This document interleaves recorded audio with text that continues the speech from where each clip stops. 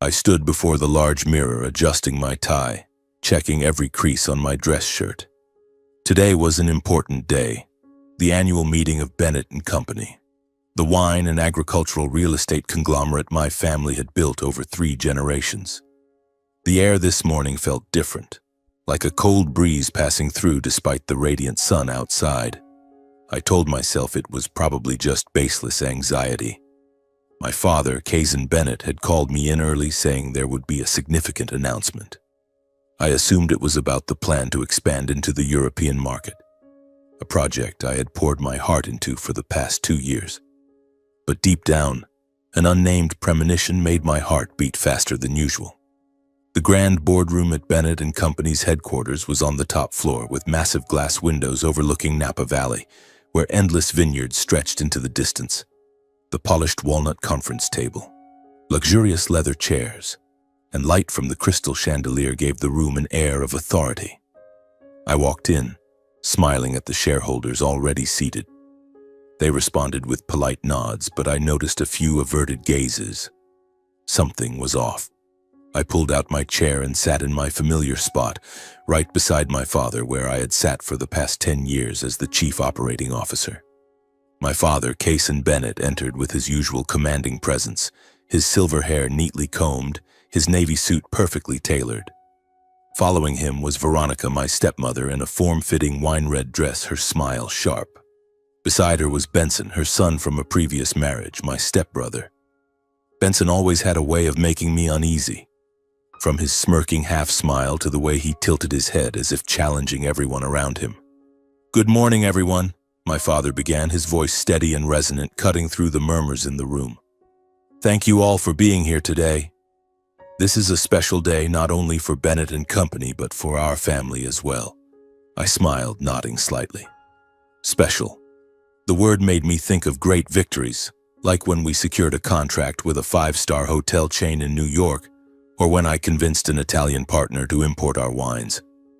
I had worked tirelessly for 10 years to pull the company back from the brink of bankruptcy to its leading position in Napa. I looked at my father, expecting him to mention the European project or perhaps offer a rare word of praise for me. But then, he continued, each sentence hitting like an unexpected blow.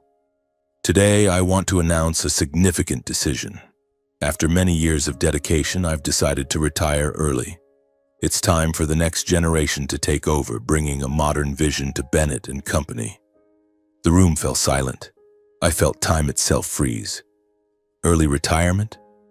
My father was only 60, still full of energy, still gracing the covers of business magazines as a symbol of resilience. I stared at him, searching for a sign that this was a joke, but his eyes avoided mine, shifting toward Benson. "And I'm proud to announce," he continued, his voice rising slightly, "that Benson, my son, will assume the role of Chief Operating Officer starting next month." The world seemed to collapse beneath my feet. Benson as CEO? Benson, who had never worked a serious day in his life?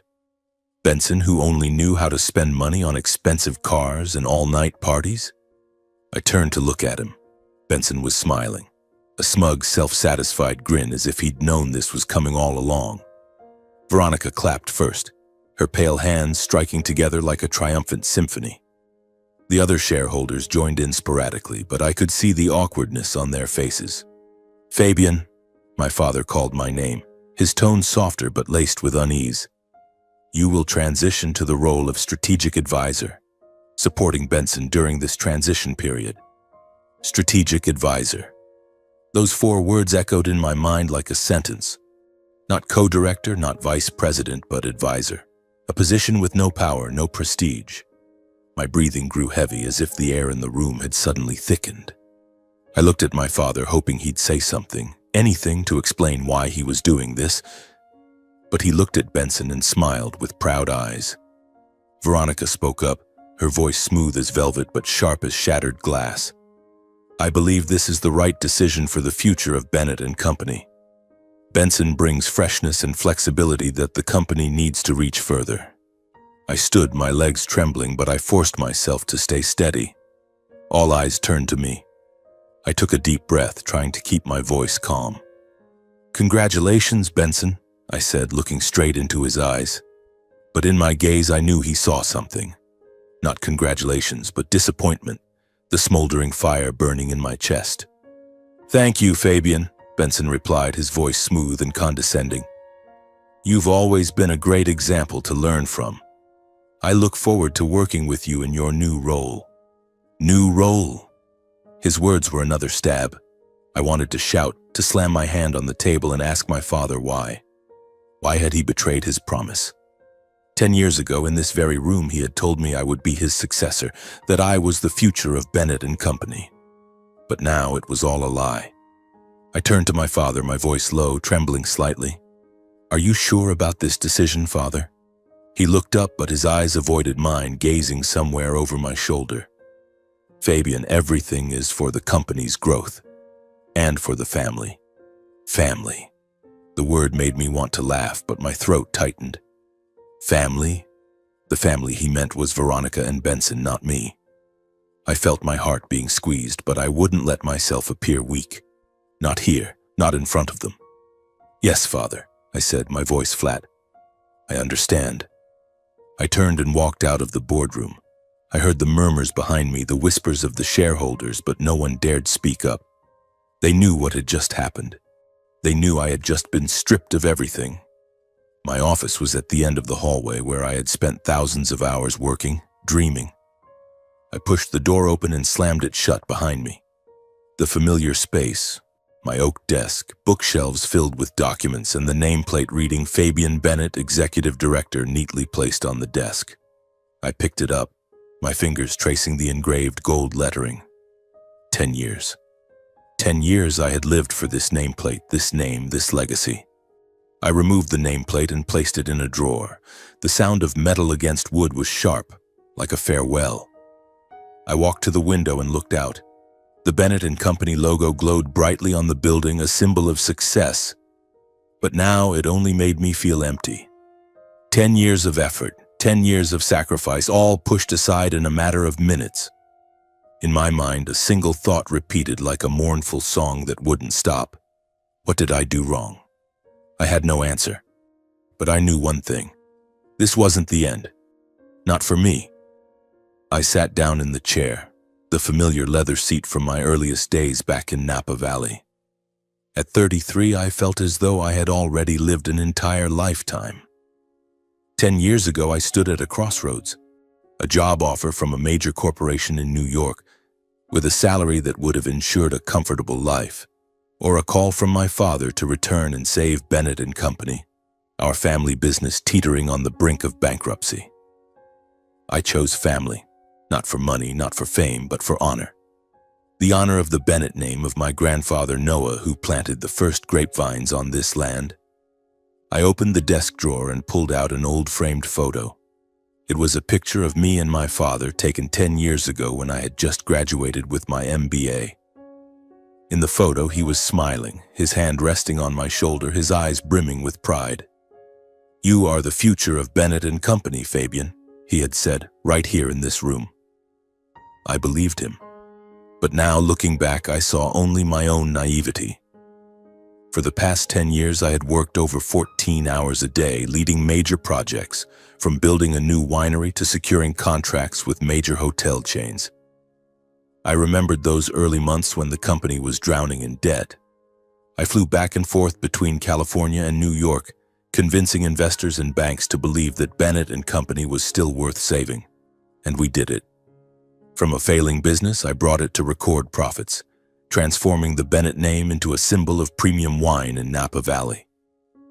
I stood and walked to the window, gazing out at the vineyards stretching under the glow of the sunset. Napa Valley, where I was born and raised, where I once thought I would call home forever. But now, I felt like a stranger in my own house. My father, Cason Bennett, was the one who pushed me out of its center. At 60, he still maintained the polished veneer of a corporate chairman, but I knew better than anyone.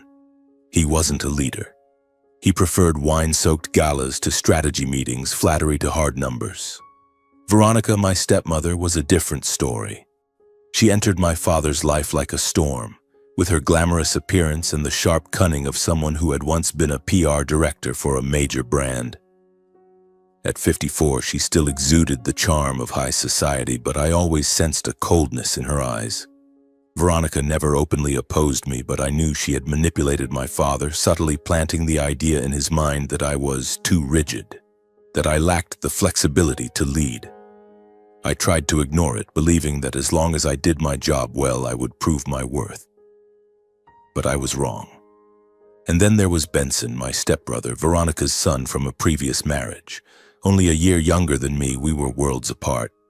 Benson grew up spoiled by our father, living extravagantly, always showing off. His education was mediocre, and he never worked seriously at the company until Veronica pushed our father to bring him onto the board. I still remembered the times Benson would pat my shoulder, calling me big brother with a friendly smile. But I saw the envy in his eyes, the jealousy of what I had achieved. I tried to see him as family, but now, after today's meeting, I realized he had never seen me as a brother. I sat back down, my hands cradling my head, trying to piece together the fragments of my thoughts. 10 years I had sacrificed everything. I missed birthdays, vacations, chances to live a normal life. I worked myself to exhaustion, falling asleep at my desk, waking up to cold cups of coffee. I saved the company, pulling it from the brink to build an empire. But all I got in return was a strategic advisor role and a declaration that Benson, who had never shed a drop of sweat for the company, was the future. 3 months have passed since that fateful meeting, and Bennett & Company is no longer the company I once knew. Benson, in his new role as CEO, has turned the place into his personal playground. I still remember the day he strode into the boardroom dressed in a pristine suit, a smug smile on his lips, declaring he would usher the company into a new era. I tried to stay calm, tried to believe he might do something worthwhile. But now, seeing the changes he's brought, I only see a cascade of mistakes, like dominoes toppling one after another. Benson moved fast, recklessly fast. Within weeks, he replaced a slew of directors loyal to me with younger faces, people he called his modern team. They were his friends from lavish parties, people who had never set foot in a vineyard or understood the value of a bottle of wine crafted with heart and soul. I vividly recall the day Mark, our veteran production manager who had worked with me for 8 years, walked into my office, his face pale. "Fabian, I've been replaced," he said, his voice trembling with anger and helplessness. "Benson says I don't fit his new vision." All I could do was grip his hand and apologize, though I knew deep down he wasn't at fault. But that feeling of powerlessness, knowing I couldn't change a thing, was suffocating. Benson didn't stop at personnel changes. He poured money into high-risk real estate ventures, luxury resorts in obscure locations. "We need to expand quickly, Fabian," he once said during a meeting, his tone condescending as if I were some outdated relic. "The era of traditional wine is over. We need to chase trends." I tried to warn him, sitting him down with numbers and charts, explaining that the real estate market was unstable, that cutting costs on traditional wine production to pivot to industrial lines would destroy our reputation. But every time I spoke up, Benson would just smile, pat my shoulder and say, "Fabian, you're too conservative. Leave it to me." Or worse, he'd turn to his new directors and say, "Let's note Fabian's input for consideration." I knew those words were just a polite way to brush me aside. My father, Cason Bennett, hurt me the most. After retiring, he completely withdrew from the company, handing full control to Benson. He spent his days traveling with Veronica, attending extravagant parties in Paris and Dubai, living the peaceful retirement she spoke of. I tried to reach him, phone calls, texts, even driving to his sprawling house on the outskirts of Napa. But every time I brought up the company's state, he brushed me off. "Benson will handle it, Fabian. Focus on your role." When I pressed that Benson was leading the company to ruin, he merely shrugged and said, "Son, don't be so serious. Benson needs time to learn." I wanted to scream in his face that Benson wasn't learning, that he was destroying everything I'd built.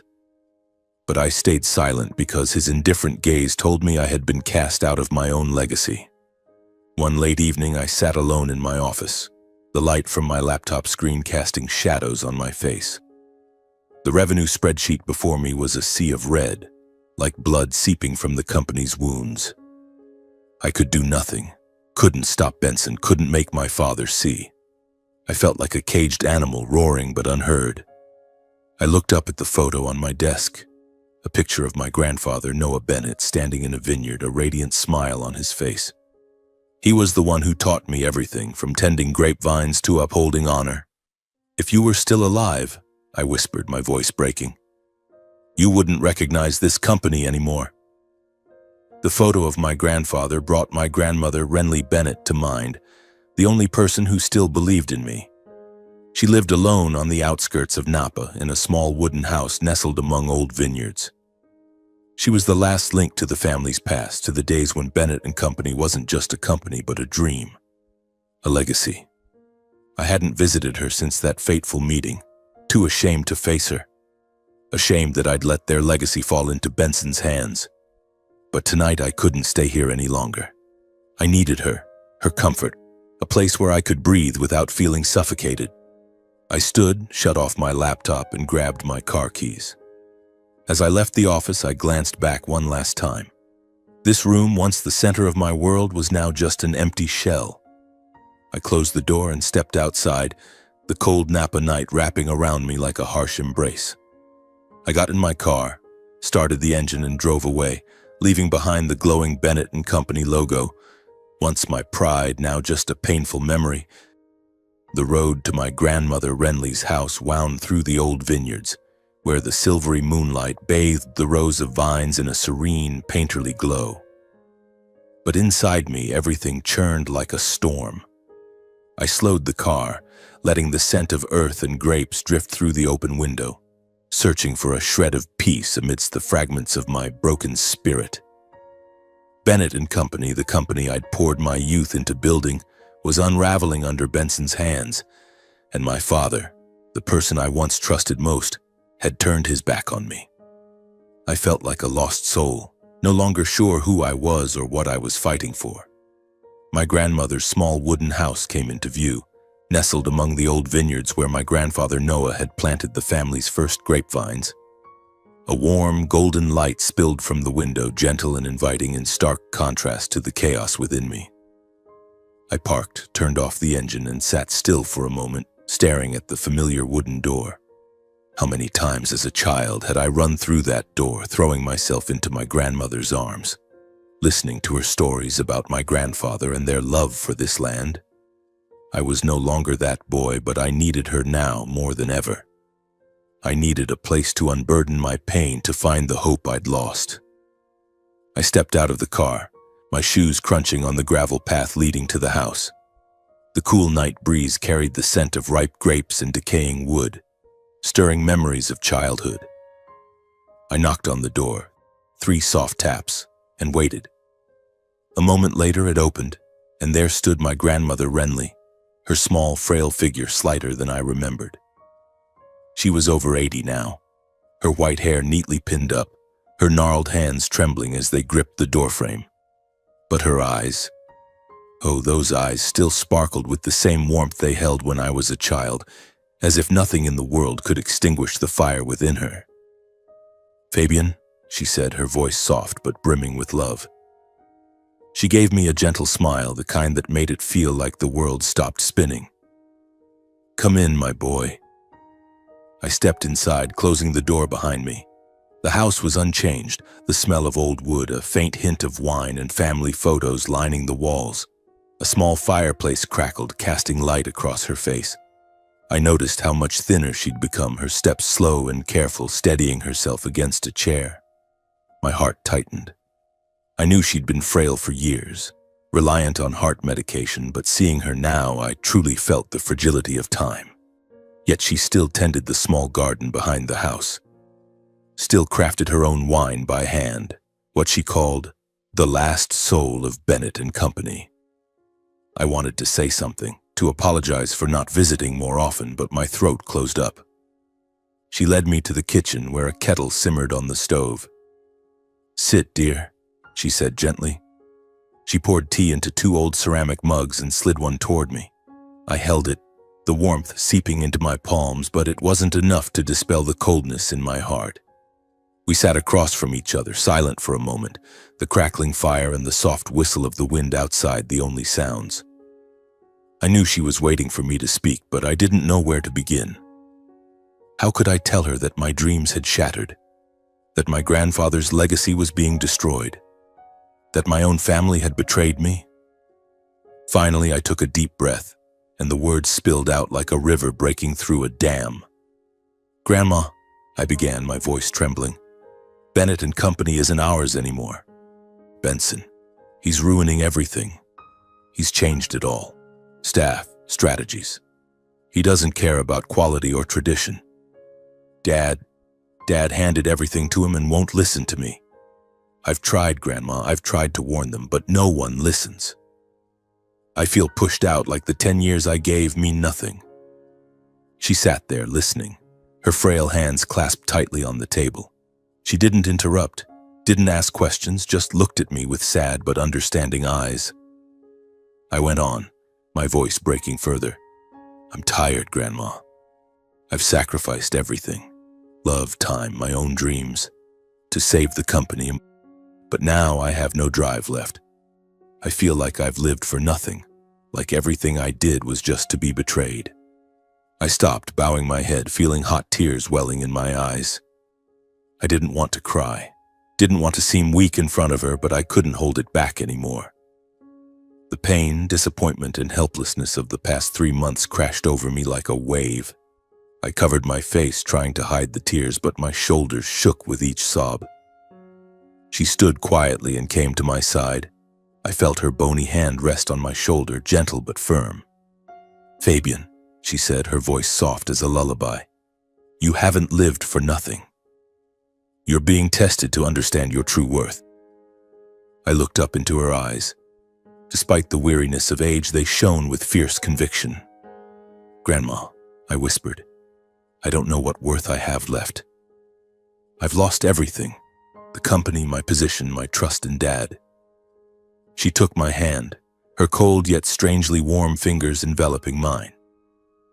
"You haven't lost everything," she said firmly. "You still have yourself, Fabian. And that's the most important thing.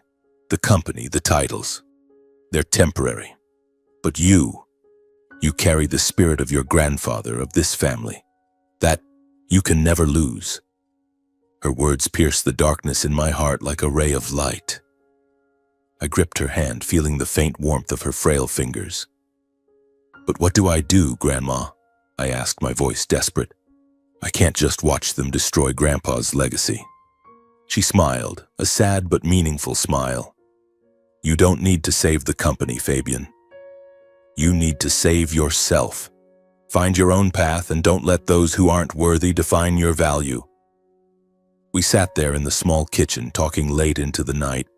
She told me stories of the early days when she and Grandpa built Bennett and Company, of the hardships they overcame. "Your grandfather used to say," she recounted, "that a good vine needs not just good soil but someone who loves it. You're that person, Fabian. Not Benson, not your father, but you." As the clock neared midnight, I saw she was tired. I helped her to her room, fetching her heart medication from the bedside cabinet. Her hands trembled as she took it, and a vague fear crept into my heart. She was so frail, and the thought of losing her sent a shiver through me. I sat by her bedside, watching as she lay down, her silver hair fanning across the pillow like a halo. Before I left, she took my hand again. "Fabian," she whispered, her voice faint, "if one day I'm gone, keep walking your path. Don't look back at the past. Promise me." I nodded, my throat too tight to speak. I hugged her, feeling the warmth of her fragile body, the faint scent of wine like a living memory. It was the smell of simpler days, when I believed I could do anything. I kissed her forehead and whispered, "I promise, Grandma." When I stepped out of the house, the night was deep. I lingered by the car, watching the golden light from the window fade. Her words echoed in my mind like a premonition that tightened my chest. I knew she was preparing me for something, but I didn't want to think about it. Not now. I got in the car, started the engine, and drove away, carrying her warmth and my promise, not for the company, not for my father, but for myself and for her. The months that followed were a suffocating blur. My new office, a cramped corner on a lower floor of Bennett & Company's headquarters, became an invisible prison.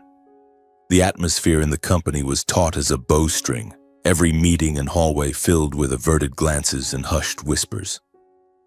Revenue plummeted, major partners began pulling out, and the remaining veteran employees left quietly. I watched the company, my grandfather's legacy, crumble day by day, powerless to stop it. I tried writing reports, sending emails, speaking directly to Benson, but it was like pouring water on a duck's back. He didn't need my advice. He wanted me gone.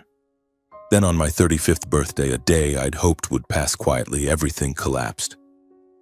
I was summoned to the executive boardroom, the room where I once led grand strategies, now Benson's domain. When I walked in, he was seated at the head of the table, a small silver-wrapped gift box beside him, a smug smile stretching across his face. The other directors sat in silence, their eyes avoiding mine as if they knew what was coming. My stomach churned, a foreboding tightness gripping my chest. "Fabian, have a seat," Benson said, his voice dripping with false sweetness. "It's a special day, isn't it? Your birthday." He pushed the gift box toward me, his eyes glinting with cruel amusement. "A little something from the company." I stared at the box but didn't touch it. "What do you want, Benson?" I asked, my voice cold, masking the trembling within. He laughed, a laugh that made me want to punch him. "Relax, Fabian. Just a small change." He paused, glancing around the room to ensure all eyes were on him, then continued. "The board met and we've decided the strategic advisor role is no longer suitable. You've done well, Fabian, but we need a newer team. So effective today, your contract is terminated." The room seemed to hold its breath. I felt the blood in my veins turn to ice, as if time itself had stopped. Fired. The word echoed in my mind, sharp and merciless. I looked at Benson, at his smug grin, and I understood. This wasn't a business decision. It was a meticulously planned act of revenge. He wanted to erase me, not just from the company, but from the Bennett family legacy. I said nothing. I couldn't. I stood, pushed the gift box back toward him, and walked out. The sound of my shoes on the wooden floor rang out, each step like a hammer blow to my pride. I heard whispers behind me, but no one dared call me back. I walked through the hallway, past the paintings depicting Bennett & Company's history, and into my office for the last time. I didn't take much, just a file folder and the old watch my grandfather Noah had given me, the only thing still tying me to those bygone days. As I left the building, the glow of the Bennett & Company logo bathed my face, a bitter farewell. That evening, I drove to my father's house, the sprawling estate on the outskirts of Napa where he lived with Veronica. I didn't know what I expected, an explanation, a defense, or just a shred of comfort from the father I once idolized. When I entered the living room, he was seated in an armchair, a glass of wine in hand. Veronica standing beside him, her eyes as cold as ever. "Fabian," he said evenly, "you're late. We're about to head out for dinner." I didn't mince words. "Dad," I said, my voice trembling with restraint, "Benson just fired me. He's kicked me out of the company, out of the family legacy. Did you know about this?" He looked at me, but his eyes were empty, as if I were a stranger. "Fabian, you need to respect Benson's decisions. He's the CEO. He has the right to do what's best for the company," and it felt like a slap in the face. "Best for the company?" I nearly shouted. "He's destroying everything. Revenue is tanking, employees are leaving, partners are pulling out. Don't you see? I spent 10 years saving this company, and now you're telling me to respect him?" Veronica cut in, her voice smooth but sharp. "Fabian, you're being too emotional. Benson is doing what's necessary to modernize the company. You should accept it and move on." I looked at my father, waiting for him to say something, anything, to show he still saw me as his son. But he just shrugged and said, "Listen to your mother, Fabian. Don't make things complicated." Your mother. Those words were the final knife. I turned and left the house without looking back. In the car, I gripped the steering wheel, tears streaming down my face, but I didn't wipe them away. I let them fall. Let the pain sink in, let it remind me that my own family had betrayed me. A few days later, still reeling from the shock, a phone call stopped my heart. It was Mary, my grandmother Renly's neighbor. "Fabian," her voice trembled over the line, "your grandmother. She passed away. In her sleep this morning." I don't remember what I said, only that I hung up, got in the car, and drove like a madman to the small wooden house on the outskirts of Napa. Rain poured down, pounding the windshield, mingling with the tears I could no longer hold back. When I arrived, an ambulance was parked in the yard, its red lights flashing through the rain. I ran inside, pushing open the door, and found the doctor and nurse in the living room, their faces heavy with regret. "She went peacefully," the doctor said, but his words were just an echo in my head. I knelt beside her bed where she lay, eyes closed, her face serene as if sleeping. I took her hand, cold and still, and felt my world collapse. Renly, the only person who believed in me, who gave me hope in my darkest days, was gone forever. I held her, whispering, "I'm sorry, Grandma. I'm sorry I didn't visit more." I called my father, my voice breaking. "Grandma's gone," I said. He was silent for a moment, then replied, "Handle the funeral arrangements, Fabian. Veronica and I will come later." No comfort, no emotion. I hung up, feeling erased from this family. The funeral took place 4 days later, simple as she had lived. Only a few close neighbors attended, people who had tasted her homemade wine, who had heard her stories of the old days. My father and Veronica arrived late, dressed in elegant black, their eyes cold and perfunctory. They stood, offered brief condolences, and left early. I stood by her grave, staring at the headstone engraved with Renly Bennett, feeling like I'd lost the last piece of my family. A few days later, I met with the family lawyer, hoping she'd left a will, some trace I could cling to. But he shook his head, his voice sympathetic. "No formal will, Fabian. By law, Renly's estate, the vineyard, the house, goes to your father, Kazan Bennett." I was stunned, as if the ground had caved beneath me. The vineyard where my grandparents planted the first vines, the heart of Bennett and Company's soul, now belonged to my father, a man who no longer understood its value. I stood before that vineyard, rain soaking my clothes. I had lost my job, my grandmother, and now the family's memories. I felt like a ghost, erased from the Bennett lineage. No company, no family, no place to stand. I stood there in the rain, clutching my grandfather's watch, and wondered, what do I have left?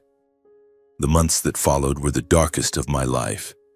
I left central Napa and moved to a small apartment on the outskirts, a place with 4 bare walls and a creaky old bed. It had no windows overlooking the valley, no scent of ripe grapes or the vibrant light of Napa Valley. It was a place to exist, not to live.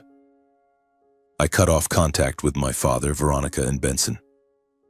My phone sat silent, no longer buzzing with calls from colleagues or partners. I had once been Fabian Bennett, Chief Operating Officer of Bennett and Company, but now I was just a name no one remembered. Despite my MBA and 10 years of experience, finding a new job proved harder than I'd imagined. The wine companies in Napa knew me, but they also knew about the Bennett family drama. Some expressed pity, others steered clear, wary of the trouble I might bring. I took on small consulting gigs, market analysis for local wineries, but the pay was meager, barely enough to cover rent and food. Some days I had to sell personal items, a watch, an old suit, just to get by. Each time I opened my wallet, I felt my self-respect erode bit by bit. But what hurt most wasn't the financial struggle. It was the sense of losing myself. Every day I drove past my grandmother's old vineyard, now owned by my father. I'd pull over by the roadside, staring through the fence at the vines standing resiliently just as she had lived. I remembered her words, "Don't look back at the past." But the past was all I had. I clutched my grandfather's watch, the last relic of those bygone days, and wondered if I had the strength to go on. My 36th birthday arrived quietly. I woke in the silent apartment, dim light filtering through thin curtains. No cake, no well wishes, not even a decent cup of coffee. I planned to repeat the usual routine, sitting at my laptop searching for new projects, trying not to dwell on what I'd lost. But a knock at the door shattered the stillness. I opened it to find a courier holding a white envelope with my name, Fabian Bennett, written in elegant handwriting. I opened the envelope, my heart pounding as I read the contents. It was an invitation from the office of Edward Collins, the lawyer who had handled my grandmother Renly's personal affairs. Per the instructions of Mrs. Renly Bennett, the letter read, we are authorized to contact you on your 36th birthday. Please visit our office at 10 a.m. today. I stood there, clutching the envelope, a mix of confusion and hope swirling within me. My grandmother. What had she left for me? I didn't dare hope too much, afraid it would turn to disappointment, but I grabbed my coat, took my car keys, and drove to the lawyer's office, my heart hammering in my chest. Edward Collins' office was in central Napa, a small but elegant building with large windows overlooking the street. When I walked in, Mr. Collins, a man in his 60s with silver hair and gold-rimmed glasses, stood to greet me. Fabian, he said warmly, you're right on time. Please sit. I sat, my hands trembling on my lap.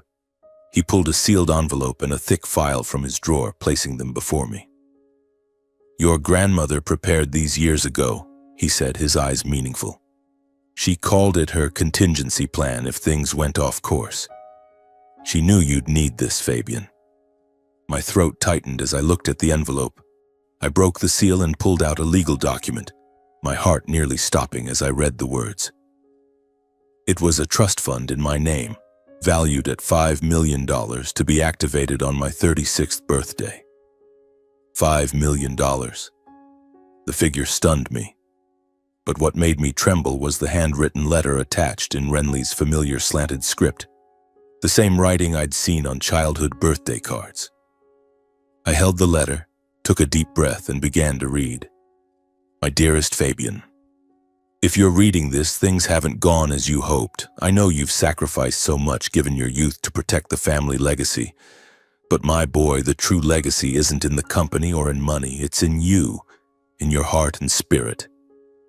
I created this trust not for you to seek revenge or reclaim what's lost, but to build a new path, your own path.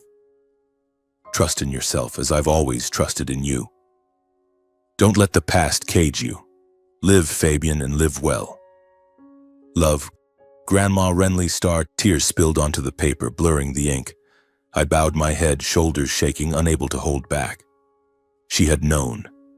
She had foreseen it all. My father's betrayal, Benson's hostility, my downfall.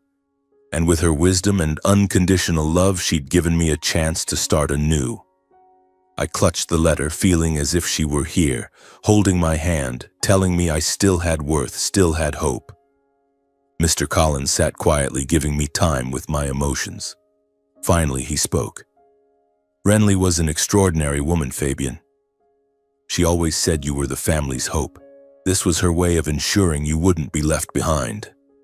I nodded, managing only a thank you. I left the office carrying the envelope and letter, a spark igniting within me. For the first time in months, I felt I could breathe, could dream, could live again. That afternoon, I drove to the cemetery where my grandmother rested. Her grave lay beneath a large oak, her headstone glinting in the sunlight. I knelt, placing the letter on the stone, and whispered, "Thank you, Grandma, for believing in me, for giving me this chance. I promise I won't let you down." I stood gazing at the sky, a new energy coursing through me. The $5 million wasn't just money. It was trust, love, Renly's true legacy. I would use it to rebuild, not for revenge, but to prove I was Fabian Bennett, and I would never give up. I began with a new dream. Bennett Vineworks, an organic winery focused on sustainable farming and exceptional quality. I leased an old production facility on the outskirts of Napa Valley, a modest, weathered place with peeling brick walls and a rusted tin roof. It wasn't glamorous like Bennett and Company's headquarters, but I didn't need glamour. I needed a place to start over. I called a few old friends, veteran employees who had worked with me at Bennett and Company, and left because they couldn't stomach Benson's management style.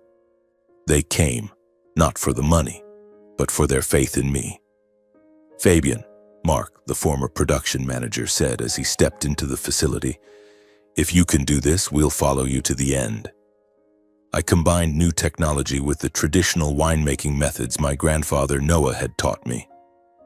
I wanted every bottle of Bennett Vineworks to carry the soul of those first vines, the love my grandparents had poured into this land.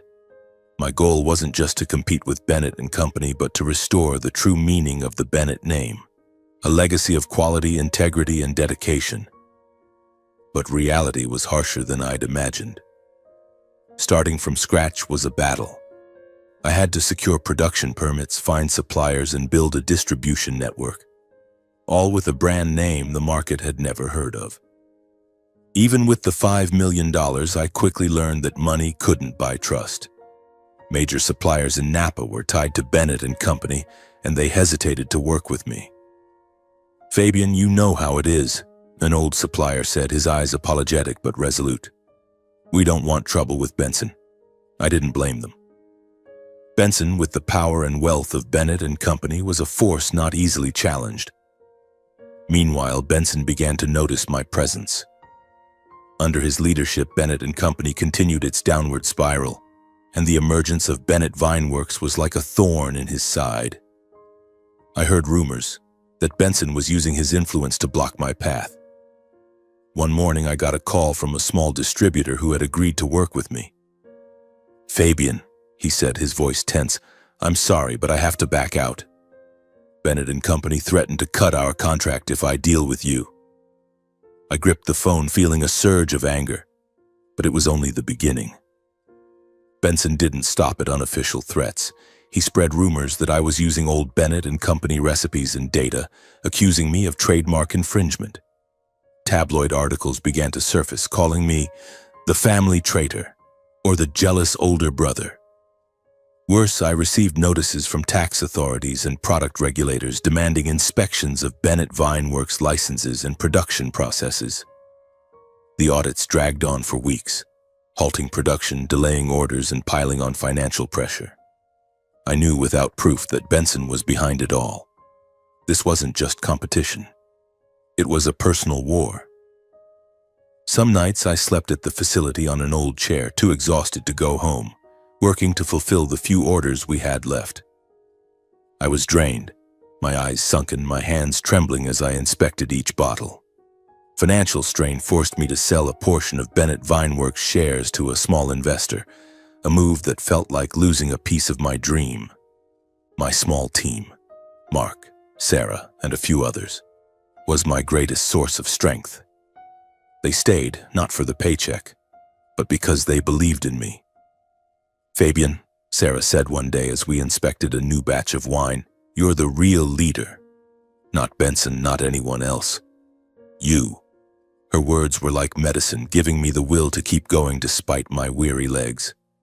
After nearly 6 months of perseverance, a small ray of light broke through the storm. A local restaurant chain agreed to distribute Bennett Vineworks wine. They tasted Renly Reserve, the organic wine I named in honor of my grandmother, and they loved it. For the first time in months, I smiled genuinely, my heart a little lighter. This small success caught the attention of the local media. An article in the Napa Valley Register called me the betrayed man rising from the ashes. My story, from fired COO to an entrepreneur chasing an organic wine dream, spread, and Renly Reserve became a symbol of quality and resilience. But this success also ignited Benson's fury. He launched a new smear campaign, hiring bloggers and small publications to claim I was riding the Bennett brand for fame. One article even called me a recipe thief, suggesting I'd stolen trade secrets from Bennett and Company. I read those words, my blood boiling, but I held back. Many urged me to sue Benson or speak out publicly to defend my honor. "You can't let them slander you like this," Mark said, his voice thick with anger. But I shook my head. "Our actions will speak for us," I replied. "If I sue, it'll only prolong the drama." I want them to see Bennett Vineworks stand tall, not because of words, but because of quality. I focused on every detail, overseeing each bottle, each vine, ensuring every Bennett Vineworks product was perfect. I believed that kindness and dedication would outlast Benson's lies, and deep down I knew one thing. The more fiercely he attacked, the more it proved I was on the right path. Every slander, every audit, every cancelled order only fueled my resolve. I wasn't fighting to bring him down. I was fighting to prove that I, Fabian Bennett, was more than just a name in the family. I was the bearer of my grandparents' true legacy. Nearly 2 years have passed since I received my grandmother Renly's trust fund, and every day has been a battle. Bennett Vineworks, the small company I built from the ashes, has begun to take root. Our organic wines, especially Renly Reserve, have been warmly embraced by local restaurants and true wine enthusiasts. But my victory isn't just in the numbers on revenue reports. It's the affirmation that I wasn't defeated, that I could rise again even when the world turned its back on me. Meanwhile, Bennett & Company, the company that was once my pride, is sinking into crisis under Benson's leadership. The contrast between the two companies couldn't be starker. On one side is Bennett & Company with its glamorous offices and expensive advertising campaigns, but riddled with financial chaos and impulsive decisions. On the other is Bennett Vineworks, small, modest, but resilient, honest, and steadily growing. Every bottle we produce is a declaration. Quality and dedication will always triumph over vanity. I've heard rumors about Bennett & Company through the press and old friends. Revenue has plummeted, major partners have pulled out, and employees continue to leave. Benson's high-risk real estate ventures have failed, leaving behind massive debts. He tried to mask it with lavish advertising campaigns, but the truth can't be hidden forever. One morning I opened the Napa Valley Register and saw a bold headline: "Crisis at Bennett & Company, Family Legacy on the Brink of Collapse." The article detailed Benson's mismanagement, his extravagant spending on cars, yachts, and unnecessary parties. I read it, but I didn't feel vindicated. Instead, a deep sadness settled in. This was once my company, my grandfather's, my family's. Now it's just an empty shell. My father, Cason Bennett, finally realized his mistake. I started receiving messages from him, short, pleading texts. "Fabian, we need to talk. Son, meet with me." But I didn't respond. I couldn't.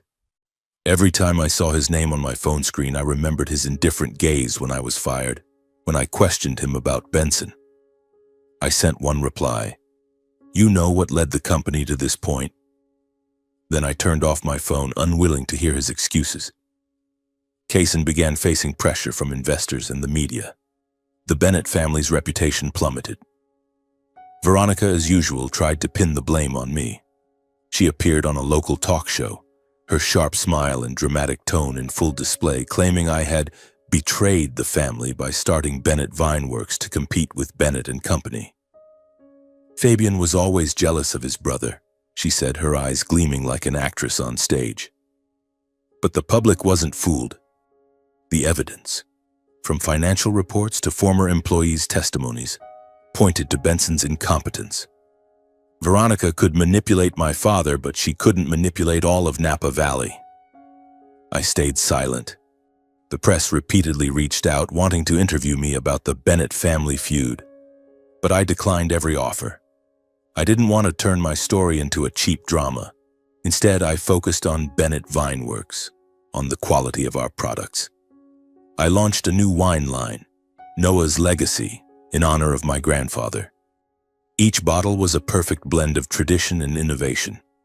My grandfather's handcrafted methods combined with modern technology. When the first bottles of Noah's Legacy hit the market, they sparked a sensation. Restaurants, hotels, and even some international distributors took notice. An article in Wine Spectator called Noah's Legacy, a symbol of tradition and innovation coexisting. I read it, my heart pounding. Not with pride, but with the knowledge that my grandfather somewhere was smiling. Bennett Vineworks' success wasn't just a personal victory. It was a declaration that I, Fabian Bennett, was the true Bennett, as the press began to call me. International investors reached out proposing partnerships to export our wine to Europe and Asia. I received calls from Italy, France, Japan, places I'd once dreamed of bringing the Bennett name to when I was at Bennett and Company. Each new contract, each compliment from a client was a brick in the foundation of my new legacy. But I remained humble, never mentioning Benson or my father in conversations. I wanted my actions to speak, not my words. Meanwhile, Bennett and Company entered an inevitable collapse. An independent audit was conducted and the truth was shocking. Benson had manipulated finances, falsified profit reports, and used company funds for personal expenses. He'd spent millions on cars, lavish vacations, and even a Miami condo no one knew about. Shareholders were furious, demanding his removal as CEO. An emergency meeting was held and Benson was replaced by an interim director, an outsider hired to salvage what remained. I heard the news through an old friend, but I didn't feel joy. Instead, I felt regret for the company, for the legacy, and for Benson, who had dug his own grave. Many of Bennett and Company's former clients began turning to Bennett Vineworks. They called saying they wanted to work with someone who truly understands wine. Each new contract was an indirect but powerful counterstrike against Benson. I didn't need to speak out or sue. The market chose me, not because I was Benson's brother, but because I offered quality, sincerity, and a trustworthy story. One evening, as I was inspecting a new batch of wine at the facility, my phone buzzed. It was Benson. I stared at his name on the screen, my finger hovering over the decline button. He called again and again, leaving long, pleading voicemails. "Fabian, brother, we need to talk. I know I messed up. Help me?" I listened, but didn't reply. Not because I was gloating, but because I had nothing left to say. Benson had his chance, and he chose his path. Now I wanted to focus on mine. But deep down, I knew the war wasn't over. Benson may have fallen, but my father, Kaysen, was still there, and he wouldn't let go easily. I looked out the window, the moonlight illuminating the vineyards, and told myself, "Come what may, Dad, I'm ready." That fateful afternoon arrived on a day of gentle sunlight, when golden rays streamed through the windows of Bennett Vineworks headquarters. I was inspecting a new batch of wine when Sarah, my assistant, knocked on the door. "Fabian," she said, her voice tinged with tension, "you have visitors. It's your father and Benson." The meeting room door opened and they walked in. My father, Kaysen Bennett, still carried the polished demeanor of a corporate chairman, but I noticed the weariness in his eyes. His silver hair was more disheveled than usual, and his shoulders slumped slightly as if the weight of his mistakes pressed down on him. Beside him was Benson, his face pale, eyes fixed on the floor, devoid of the smugness he wore the day he fired me. They stood there in the modest meeting room of Bennett Vineworks, a far cry from the luxurious leather chairs and crystal chandeliers of Bennett and Company. Here there was only an old wooden table, a few chairs, and a photo of my grandparents on the wall, a reminder of the true legacy. "Fabian," my father began, his voice trembling, lacking its former authority. "Thank you for agreeing to meet us." I nodded, saying nothing, my gaze cold but composed. I pulled out a chair, gesturing for them to sit. The air was thick with tension, each passing second heavy with the promise of a storm about to break. Benson sat silently, hands clasped tightly in his lap, unable to meet my eyes. My father cleared his throat, trying to regain his composure, but I saw the desperation in his expression. "Fabian," he continued, "Bennett and Company is in trouble. The shareholders have removed Benson and the company. It's on the brink of bankruptcy. We need you. We need you to save the family legacy." I stood and walked to the window, gazing out at the Napa Valley vineyards. "Dad," I said, my voice even but icy, "you chose Benson. You said he was the future of Bennett and Company. Now you're here asking me to save the company you let him destroy. How do you think I feel?" My father bowed his head, his hands trembling on the table. "Fabian, I was wrong," he said, his voice nearly a whisper. "I let Veronica manipulate me, let emotions cloud my judgment. But you're my son. You're the only one who can save the company." "I'll save it," I said firmly, making them both look up at me. "But not for you and not for you, Benson. I'll do it for Grandpa, for Grandma, for what they built. But I have conditions." My father frowned, his eyes wary. "What conditions?" he asked. I stepped back to the table, placing my hands on the wood, looking straight into his eyes. "I'll merge Bennett and Company into Bennett Vineworks, creating a unified corporation. I'll take full control of operations, restructure the company, and save it from bankruptcy. In return, you transfer all your shares to me. All of them." The room fell into a deafening silence. My father's jaw dropped, his face paling as if he'd been slapped. "Fabian," he stammered, You! This is the family's company." "Family?" I shot back, my voice like ice. "The family that fired me turned its back on me, let Benson destroy Grandpa's legacy. I'm not doing this for revenge, Dad. I'm doing it to restore what this family was meant to stand for, not hollow prestige, but real value." Benson shot up, his face flushed with anger. "You're exploiting this to take everything," he shouted, pointing at me. "You have no right. Bennett and Company belongs to the whole family, not just you." He started to say more, but my father raised a hand to stop him. He looked at me, then at Benson, and I saw the struggle in his eyes. Finally, he sighed, as if all strength had left him. "All right, Fabian," he said, his voice hoarse. "I'll sign." The signing took place in heavy silence. Mr. Collins, my lawyer, brought the share transfer documents. My father took the pen, his hand trembling, and signed his name. Benson sat there, head bowed, silent. I stood tall, watching him sign, but there was no joy in me, only a strange emptiness.